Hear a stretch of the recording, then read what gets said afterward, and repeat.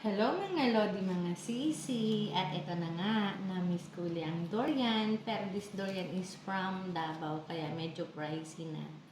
Oh, hindi ko talaga mapahindihan ang sarili ko pagdating sa durian.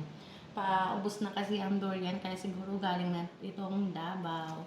Let us see kung gaano kadami ang kanyang laman.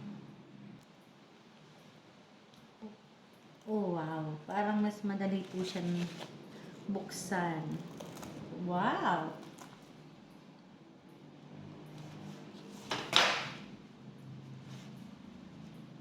Tingnan nyo. Taran! Wow! Tingnan nyo naman. Dilaw na dilaw. Ano po? Taran! Kakatuwa. Ang laki ng kanyang laman. Tingnan natin. Tingnan laman. Wow! Dalawa. Sulit naman talaga kahit na medyo mahal. Talagang sisimutin. Ano po?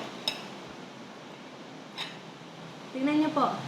Tadaan! Thank you for watching mga Lodi, mga Sisi. Bye!